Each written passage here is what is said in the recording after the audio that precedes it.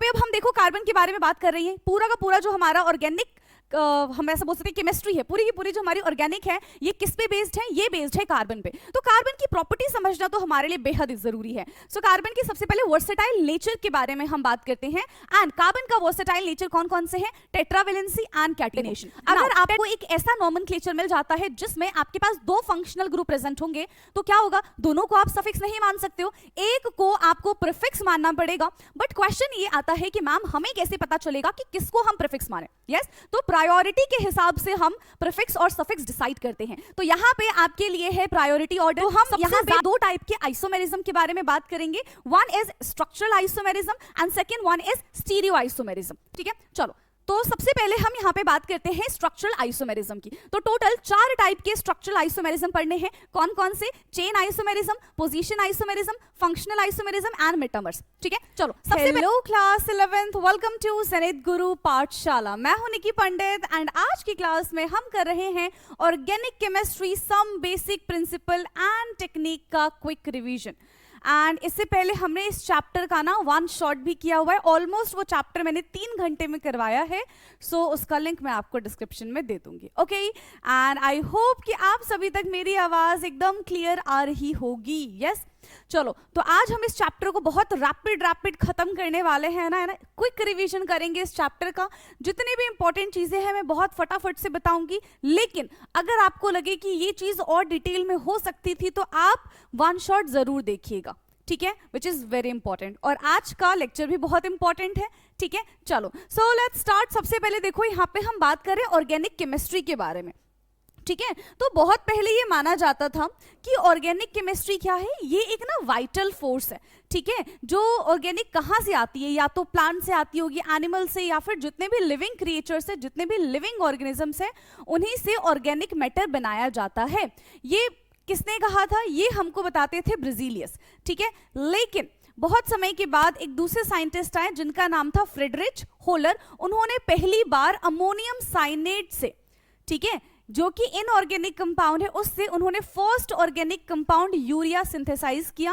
And उसके बाद और भी साइंटिस्ट आए, कोल्बे वगैरह, जिन्होंने एसिटिक एसिड से, ठीक है, ऑर्गेनिक कंपाउंड का फॉर्मेशन किया था इन लेबोरेटरी।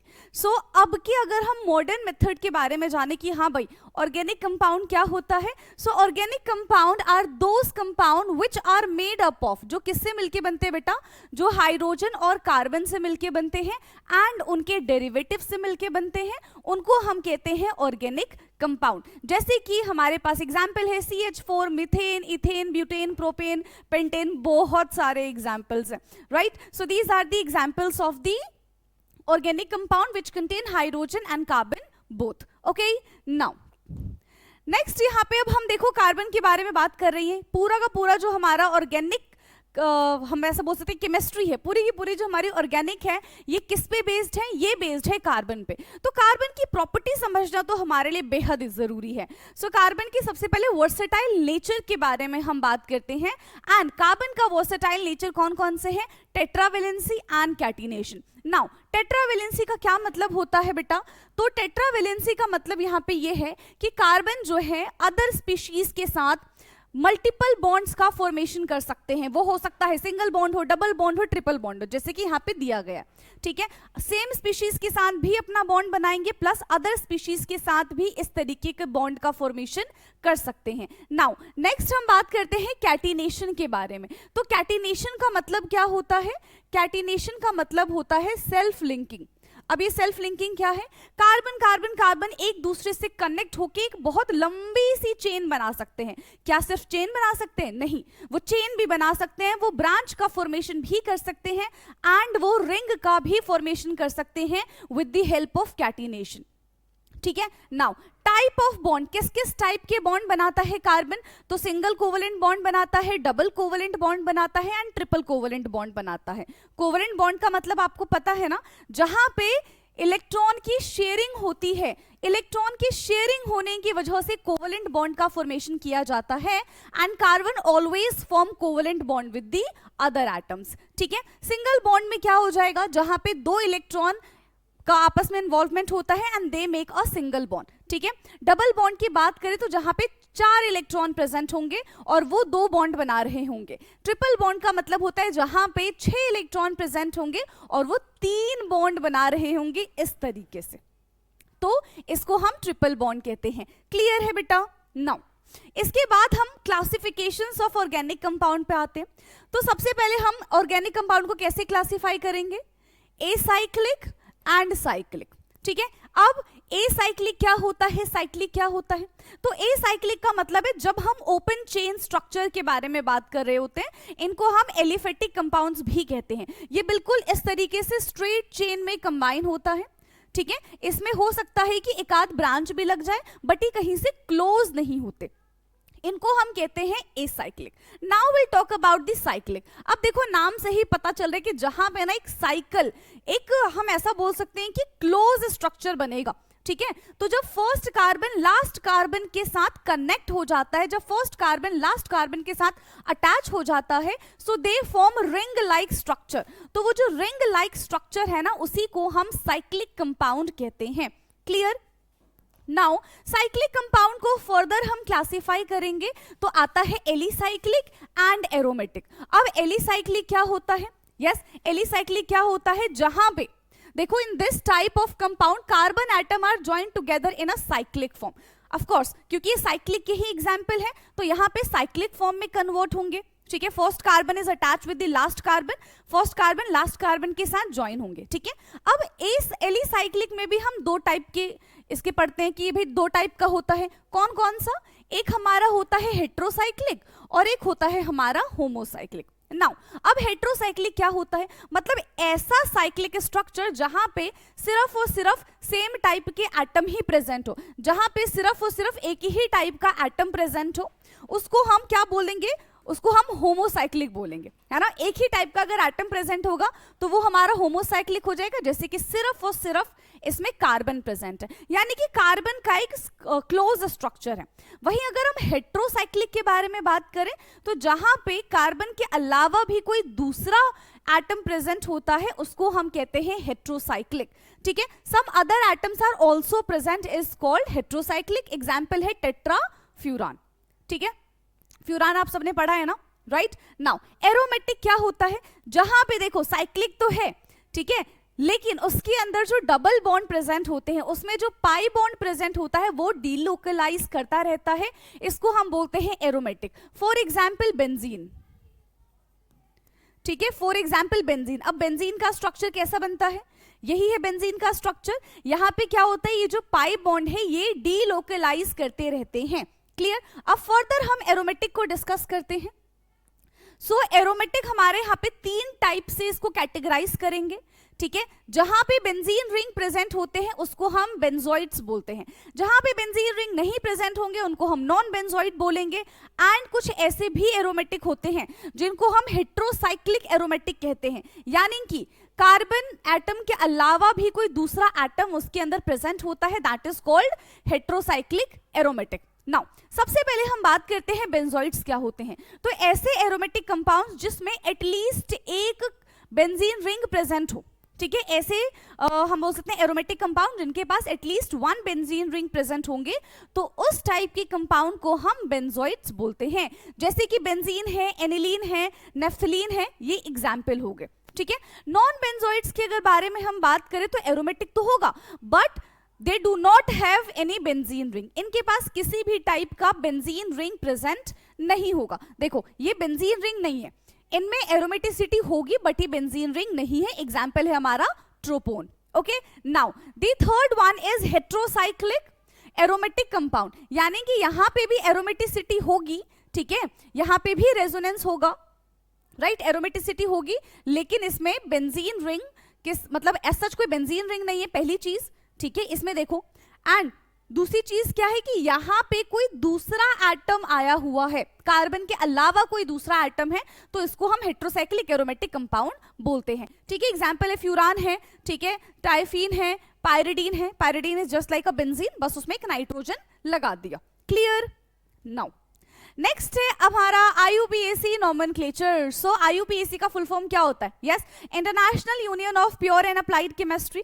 ठीक है, यहां पे क्या होता है अच्छा, रूल आपको, एक जनरल रूल आपको पता होना चाहिए। सबसे पहले नॉमेनक्लेचर करते समय आपको प्रीफिक्स के बारे में पता होना चाहिए, फिर उसमें क्या रूट नेम आ रहा है आपको ये पता होना चाहिए, और फिर सफिक्स पता होना चाहिए, ठीक है।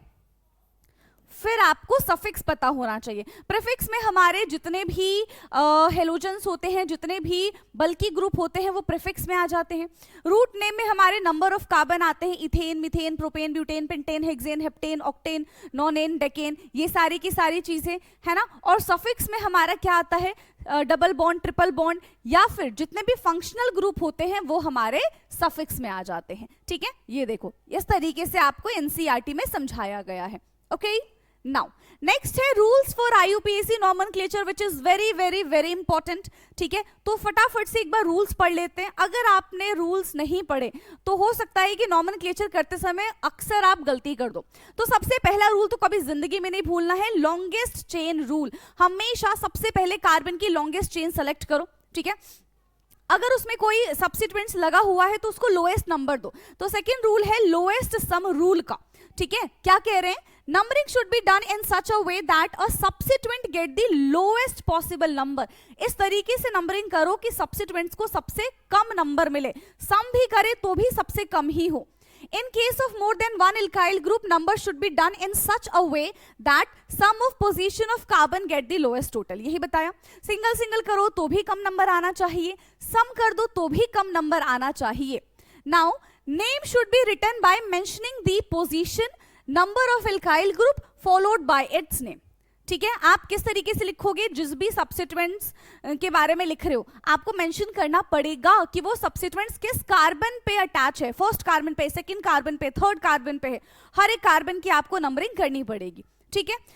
In case of more than one different type of alkyl group, हो सकता है ना कि एक से ज्यादा एल्काइल ग्रुप अगर आपके पास प्रेजेंट होता है क्वेश्चन में, तब आप क्या करोगे, अल्फाबेट के अकॉर्डिंग उनकी नॉमेनक्लेचर करोगे। मान लो क्लोरीन भी है, ब्रोमीन भी है, आपको पता है कि बी पहले आता है, पता है कि नहीं पता, तो पहले आप ब्रोमीन लिखोगे, भले उसका नंबर बाद में हो, लेकिन नॉमेनक्लेचर करते समय पहले आप ब्रोमीन लिखोगे, फिर आप क्लोरीन लिखेंगे, राइट।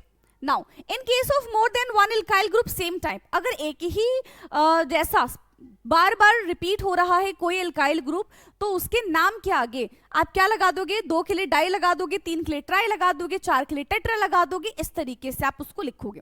मान लो 2 मिथाइल ग्रुप है तो आप क्या लिखोगे, 2 पे मान लो 2 मिथाइल ग्रुप है तो 2,2 डाई मिथाइल हो जाएगा, ठीक है, 2,2 di methyl, okay. Now in case of alkyl group present at equi distance, मान लो ये कुछ इस तरीके से है ना, और यहाँ पे भी एक एल्काइल ग्रुप प्रेजेंट है, यहाँ पे भी एक एल्काइल ग्रुप प्रेजेंट है, दोनों के दोनों इक्वी डिस्टेंस पे प्रेजेंट है। So number should be done in a way that alphabetically present alkyl group will get the lowest possible number. तो अगर मान लो ये हमारा CH3 है, ये हमारा C2H5 है, मान लो इस तरीके से है, तो E पहले आता है कि M पहले आता है, उस हिसाब से आप यहाँ पे नंबरिंग कर दोगे। क्लियर, चलो, तो ये तो थे हमारे रूल्स। नाउ हमने हेलोजेंस के बारे में जान लिया और हमने एल्काइल ग्रुप के बारे में जान लिया, ठीक है, तो ये तो हमारे प्रीफिक्स थे। नाउ सफिक्स में आते हैं हमारे फंक्शनल ग्रुप। तो ये पूरी की पूरी टेबल आपको एनसीईआरटी में मिल जाएगी, ये टेबल हमने एनसीईआरटी से ही ली है, ठीक है। तो सारे के सारे फंक्शनल ग्रुप के बारे में आपको पता होना चाहिए, उसका प्रीफिक्स क्या होता है, उसका सफिक्स क्या होता है। तो एक लेक्चर में मैंने सिर्फ और सिर्फ आपको आईयूपीएसी नॉमेनक्लेचर ही सिखाया है, उसका लिंक में भी मैं आपको दे दूंगी, प्लीज जरूर देखिएगा, आपको हेल्प मिलेगी, ठीक है। कौन कौन से यहाँ पे हमारे पास फंक्शनल ग्रुप है, alkane, alkene, alkyne, arenes, halide, alcohol, aldehyde, ketone, nitriles, ether, ठीक है, and carboxylic acid, carboxylate ion, ester, acyl halide, amines, amide, nitro compound, sulphonic acid, and सब पे हमने नॉमेनक्लेचर भी किया हुआ है, ओके। नाउ अब देखो यहाँ पे क्या कह रहे हैं, बिल्कुल ध्यान से आपको इस चीज को नोटिस करना है। रूल देखो क्या कह रहे हैं, if more than one type of functional group is present in a compound, then one should be considered as 1 degree functional group and its name should be written in suffix। देखो, अगर आपको एक ऐसा नॉमेनक्लेचर मिल जाता है जिसमें आपके पास 2 functional group present होंगे, तो क्या होगा, दोनों को आप सफिक्स नहीं मान सकते हो, एक को आपको प्रीफिक्स मानना पड़ेगा। बट क्वेश्चन ये आता है कि मैम हमें कैसे पता चलेगा कि किसको हम प्रीफिक्स माने, यस तो प्रायोरिटी के हिसाब से हम प्रीफिक्स और सफिक्स डिसाइड करते हैं। तो यहाँ पे आपके लिए है प्रायोरिटी ऑर्डर। सबसे ज्यादा जिसको हम प्रायोरिटी देते हैं उसको हमेशा एज अ सफिक्स काउंट करते हैं, एंड जिसकी प्रायोरिटी कम होती है उसको हम एज अ प्रीफिक्स यूज करते हैं। क्लियर? तो सबसे ज्यादा देखो COH, फिर SO3H, COR, COX, CONH2, CN, CHO, यहाँ पे C डबल बॉन्ड O है, बेसिकली दैट इज कीटोन। फिर एल्कोहल हो गया हमारा NH2 डबल बॉन्ड, एंड सबसे लीस्ट प्रेफरेंस किसको जाती है?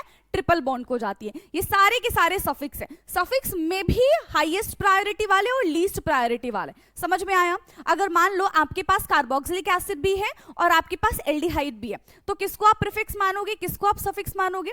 तो आप कार्बोक्सिलिक एसिड को सफिक्स मानेंगे, एंड अगर एल्डिहाइड प्रेजेंट है तो आप उसको क्या मानोगे? प्रीफिक्स मानोगे। ठीक है, आ गया समझ में? Now nomenclature of the aromatic compound. अब एरोमेटिक कंपाउंड का नॉमेनक्लेचर हम कैसे करेंगे? देखो, कुछ ऐसे एलिमेंट्स होते हैं जो अपने कॉमन नेम से ज्यादा फेमस होते हैं, एंड कुछ ऐसे एलिमेंट्स होते हैं जो अपने IUPAC नेम से ज्यादा फेमस होते हैं। ठीक है, लेकिन जब भी हम ना बेंजीन रिंग के बारे में बात करते हैं, सब्स्टिट्यूटेड बेंजीन रिंग के बारे में बात करते हैं, तो यहाँ पे क्या होता है? ये अपने कॉमन नेम से ज्यादा फेमस होते हैं rather than their IUPAC nomenclature. ठीक है, तो देखो बेंजीन के पास CH3 ग्रुप है, इसका कॉमन क्या हो जाएगा? टोल्यूइन। लेकिन अगर हम IUPAC नेम के बारे में बात करते हैं तो ये बन जाता है हमारा मिथाइल बेंजीन। ठीक, बेंजीन के ऊपर OMe, OMe क्या है? ये हमारा मिथॉक्सी ग्रुप है, OCH3 लिखा है। ठीक है, क्या लिखा हुआ है? OCH3 लिखा हुआ है। ठीक है, तो ये हमारा क्या बन जाएगा? मिथॉक्सी बेंजीन, इसको हम एनिसोल कहते हैं। बेंजीन के ऊपर अगर NH2 ग्रुप प्रेजेंट है तो इसको हम एनिलीन, या फिर IUPAC नेम में क्या बोल देंगे? अमीनो बेंजीन बोल देंगे। बेंजीन के साथ NO2 group is nitro benzene, and benzene के साथ Br ग्रुप प्रेजेंट होता है तो इसको हम ब्रोमो बेंजीन कह देते हैं। ये सारे के सारे मोनो सब्स्टिट्यूएंट है, मतलब एक ही सब्स्टिट्यूएंट प्रेजेंट है। लेकिन अगर इनके पास दो या फिर दो से ज्यादा सब्स्टिट्यूएंट्स प्रेजेंट होते तो इस केस में हम एक टर्म यूज करते हैं, that is ortho, Meta and para. ठीक है, तो इसके कंपैरिजन में ये हमारा ऑर्थो हो जाएगा, इसके कंपैरिजन में ये हमारा मेटा हो जाएगा, और फर्स्ट के कंपैरिजन में ये हमारा पैरा हो जाएगा। क्लियर? नाउ अब हम बात करते हैं यहाँ पे आइसोमर के बारे में। सो आइसोमेरिज्म क्या होता है? ऐसे स्पीशीज जिनके पास सेम मॉलिक्यूलर फॉर्मूला होता है but they have a different structural properties, हम ये बोल सकते हैं। ठीक है, सो compound have same molecular formula but they show different properties and phenomena is called isomerism. तो हम यहाँ पे दो टाइप के आइसोमेरिज्म के बारे में बात करेंगे। One is structural isomerism and second one is stereo isomerism. ठीक है, चलो तो सबसे पहले हम यहाँ पे बात करते हैं स्ट्रक्चरल आइसोमेरिज्म की। तो टोटल 4 टाइप के स्ट्रक्चरल आइसोमेरिज्म पढ़ने हैं। कौन कौन से? Chain isomerism, position isomerism, functional isomerism and metamers. ठीक है, चलो सबसे पहले हम बात करते हैं चेन आइसोमेरिज्म की। तो चेन आइसोमेरिज्म में क्या होता है कि आपके पास मॉलिक्यूलर फॉर्मूला सेम रहेगा but the length of the chain will different. मान लो आपके पास 5 कार्बन की चेन है, ठीक है, तो एक आपने लिख दिया एन पेंटेन, फिर दूसरा आपने क्या बना दिया? उसको 4 कार्बन की चेन बना दी और एक आपने बल्कि ग्रुप लगा दिया, तो 4 कार्बन की चेन बन गई। Molecular formula will remain same but the length of the carbon chain will very, तो इसको हम कहते हैं चेन आइसोमेरिज्म। फिर हम बात करते हैं पोजीशन आइसोमेरिज्म के बारे में। तो पोजीशन आइसोमेरिज्म में क्या होता है? जहां पे बल्कि ग्रुप या फिर फंक्शनल ग्रुप या फिर जो भी सब्स्टिट्यूएंट है उसके पोजीशन को हम चेंज कर देते हैं, तो इसको हम कहते हैं पोजीशन आइसोमेरिज्म। मान लो हमारे पास एक कंपाउंड है 2 मिथाइल ऑक्टेन, फिर हमने इसको क्या कर दिया? 3 मिथाइल ऑक्टेन कर दिया। तो हमने क्या किया? सबसे जो हमारे पास सब्स्टिट्यूएंट था उसकी पोजीशन को चेंज कर दिया, that is called position isomerism. फिर हम बात करते हैं फंक्शनल आइसोमेरिज्म में, यानी कि यहाँ पे पूरा का पूरा फंक्शनल ग्रुप ही चेंज हो जाता है। जैसे कि मान लो हमारे पास है CH3C, है ना, CH3 CH2 CHO। अब हमने क्या किया? कार्बन भी सेम रहेगा, हाइड्रोजन भी सेम रहेगा, ऑक्सीजन भी सेम रहेगा, एल्डिहाइड को हम कीटोन में चेंज कर देंगे, तो यहाँ पे पूरा का पूरा फंक्शनल ग्रुप ही चेंज हो जाता है, that is called functional isomerism. Metamers के बारे में अगर हम बात करें तो यहाँ पे ना फंक्शनल ग्रुप के साइड में नंबर ऑफ कार्बन की जो चेन है वो वेरी कर जाती है, जैसे कि CH3O CH2 CH2 CH3, ये हमारे पास कंपाउंड है। मेटामर्स क्या हो जाएगा, यहाँ पे आ जाएगा CH3 CH2O CH2 CH3। अब देखो कंपाउंड तो सेम है, दोनों का मॉलिक्यूलर फॉर्मूला सेम है, बट इनका रिप्रेजेंटेशन अलग हो गया, इसको हम कहते हैं metamers. Clear?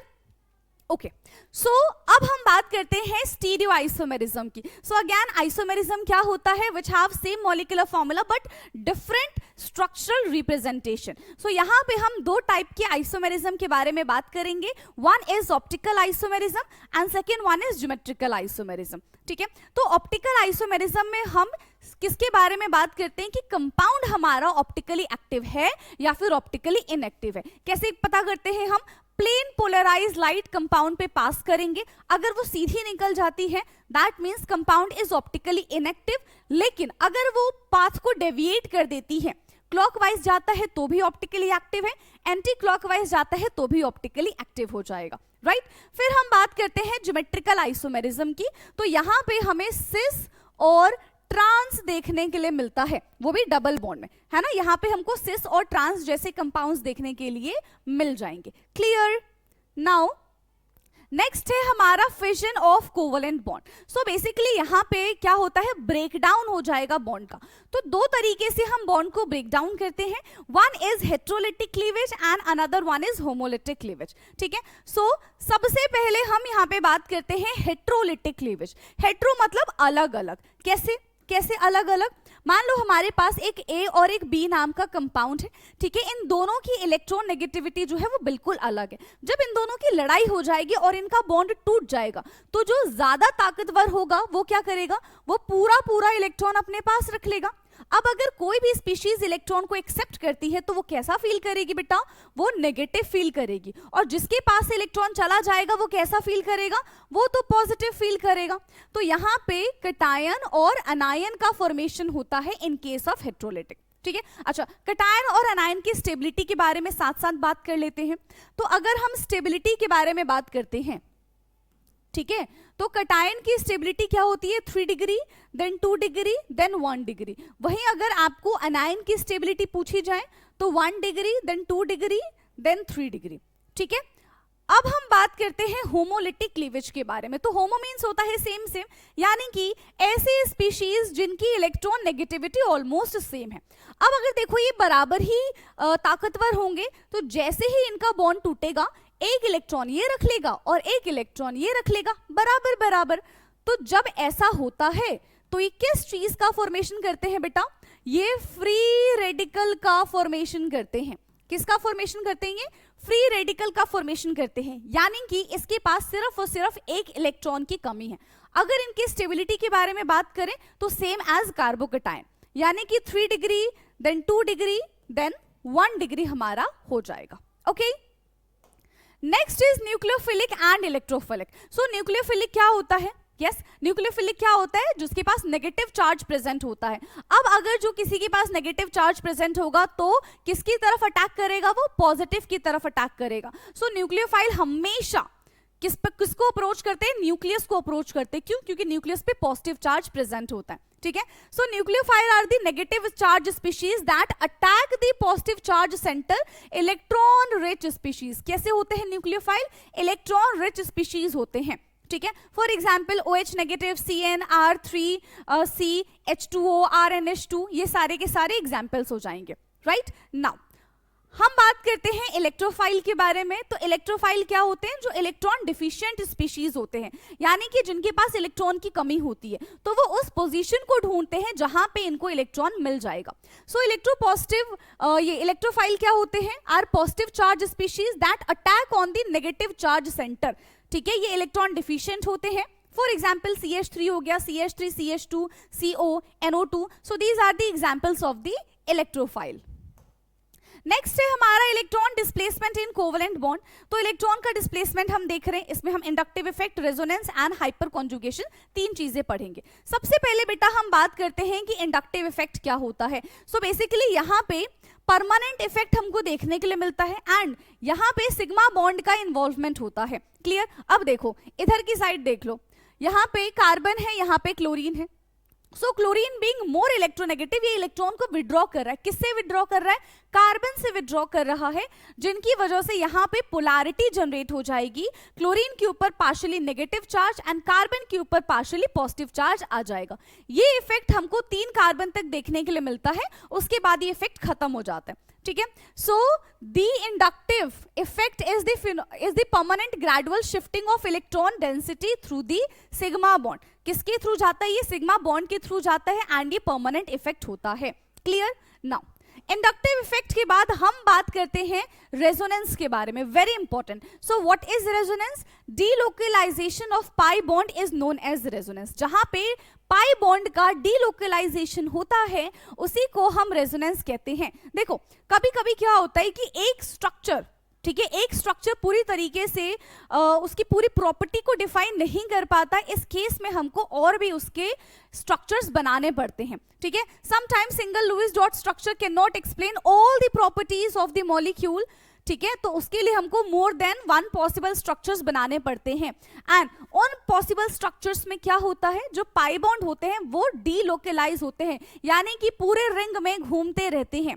So whenever a single Lewis dot structure cannot explain the property of the molecule accurately, then the molecule, ठीक है, then molecule it's supposed to have many structure, तो उनको many structure से समझाया जाता है, many structure से उसको explain किया जाता है and that is called resonance। अच्छा, अब कंडीशन क्या है रेजोनेंस की बेटा? तो एटम कभी चेंज नहीं होंगे, जो एटम था वही एटम रहेगा। ठीक है, न्यूक्लियाई की पोजीशन कभी चेंज नहीं होगी, same number of bond pair और same number of lone pair होने चाहिए, सिर्फ और सिर्फ पाई बॉन्ड ही डीलोकलाइज होगा, उसके अलावा कुछ भी चेंज नहीं होगा यहाँ पे। जैसे कि यहाँ पे हमारे पास एनिलीन का रेजोनेटिंग स्ट्रक्चर है, तो फर्स्ट स्ट्रक्चर और लास्ट स्ट्रक्चर को जब आप देखते हैं, ठीक है, तो वो ऑलमोस्ट आपको सिमिलर दिखता है एक्सेप्ट देयर बॉन्ड, बाकी कुछ भी चेंज नहीं होगा। Now the next one is हमारा आता है hyperconjugation. So hyperconjugation is also known as stabilizing effect. यहाँ पे इसको हम नो बॉन्ड रेजोनेंस भी बोलते हैं, जहां पे आज सच कोई बॉन्ड का फॉर्मेशन नहीं हो रहा होता है। So delocalisation of sigma bond from N atom towards the unsaturated atom, यानी कि यहाँ पे सैचुरेटेड से अनसैचुरेटेड हाइड्रोकार्बन का फॉर्मेशन कराया जाता है एंड जितने ज्यादा स्ट्रक्चर बनेंगे उतना ज्यादा यहाँ पे स्टेबिलिटी आएगी। जैसे कि ये देखो हमारे पास है, ठीक है, अब देखो इस पॉजिटिव चार्ज को बैलेंस करने के लिए एक बार ये हाइड्रोजन जा सकता है, एक बार ये हाइड्रोजन जा सकता है, एक बार ये हाइड्रोजन जा सकता है। ठीक है, सो कितने यहाँ पे स्ट्रक्चर बनेंगे? 3 स्ट्रक्चर बनेंगे। सो इसका हाइपर कॉन्जुगेशन इतना हो जाएगा। मान लो इसके पास 5 हाइड्रोजन होते, ठीक है, कि 5 बार ये हाइड्रोजन चला जाता और डबल बॉन्ड बनते, तो इसके 5 स्ट्रक्चर बनते, यानी कि ज्यादा हाइपर कॉन्जुगेशन यहाँ पे हमको देखने के लिए मिल जाता। राइट, सो इसी के साथ हमने अपना ये क्विक रिवीजन कर लिया है कंप्लीट एंड डिटेल वीडियो के बारे में मैंने ऑलरेडी बता दिया है कि अगर आपको बहुत डिटेल में चैप्टर पढ़ना है तो आपको वो 3 घंटे वाला लेक्चर देखना पड़ेगा। ठीक है, सो आज के लिए इतना काफी है एंड अब एक चैप्टर हमारा और बच जाता है, दैट इज हाइड्रोकार्बन, जिसको हम नेक्स्ट क्लास में कंप्लीट कर लेंगे। ओके, सो आज के लिए इतना ही। Thank you so much, have a nice day, bye bye.